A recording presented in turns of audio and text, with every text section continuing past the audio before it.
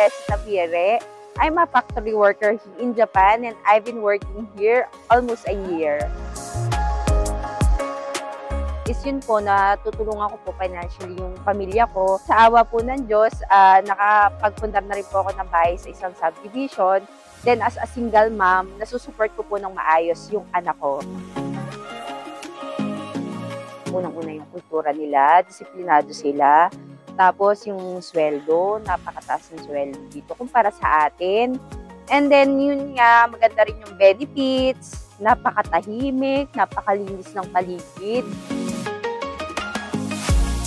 Unang-una, naging disiplinado ako. Pangalawa, naging determinado ako magtrabaho dito.